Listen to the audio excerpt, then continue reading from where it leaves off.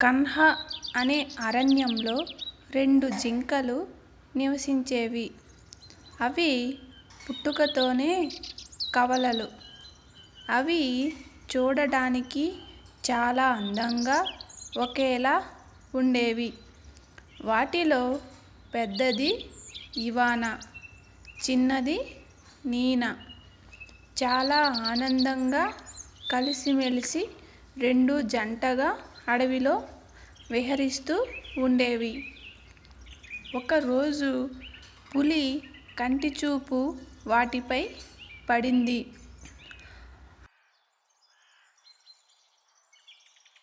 అబ్బా! ఎంత అందంగా ఉన్నాయి!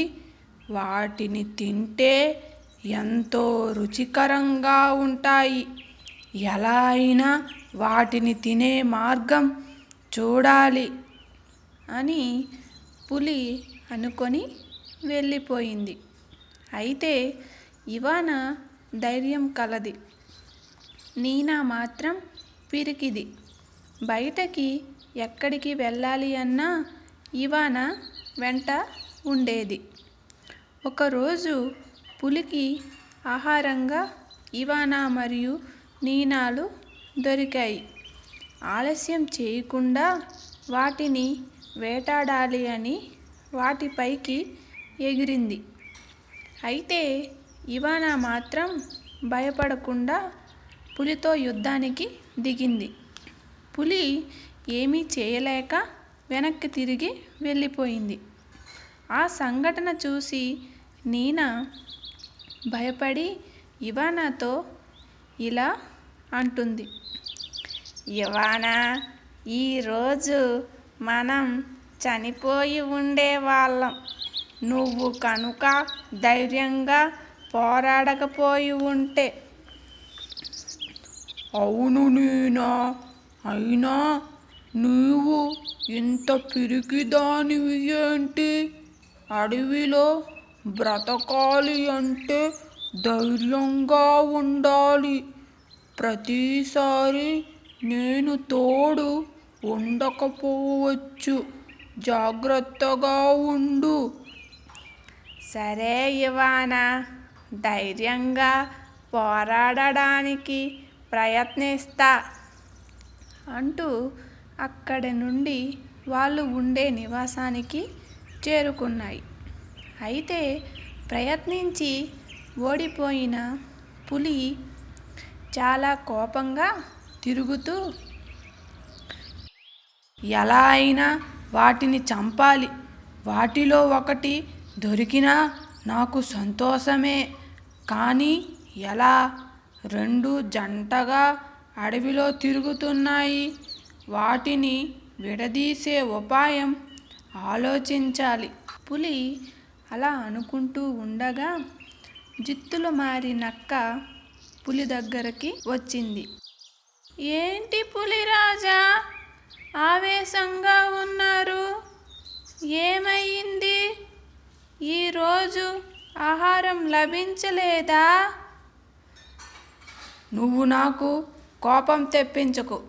ఆహారం లభించక చిరాగ్గా ఉన్నా. ఏదైనా ఉపాయం ఆలోచించు. అడవిలో జంటగా తిరుగుతున్న 2 జింకలని చంపి తినాలి.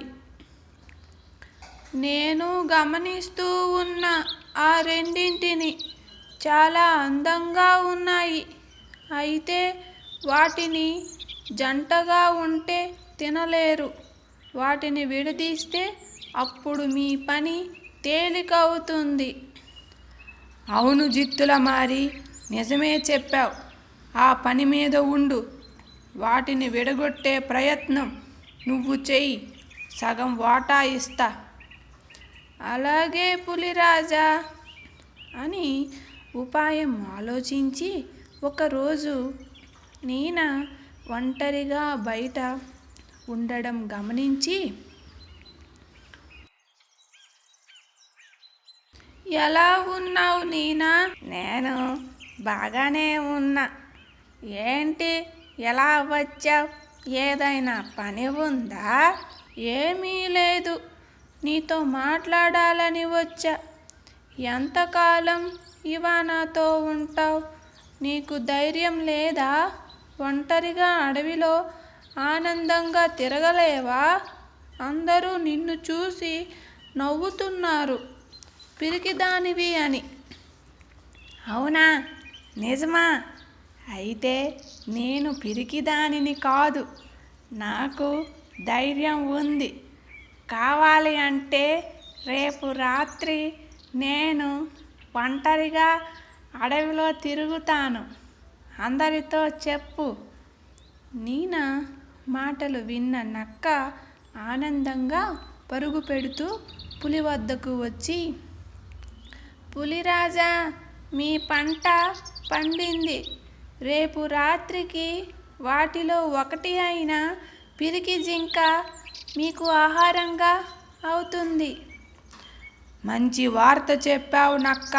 హహహా.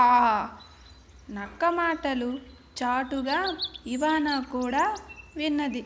అది గమనించని నీనా ఒంటరిగా అడవికి బయలుదేరింది.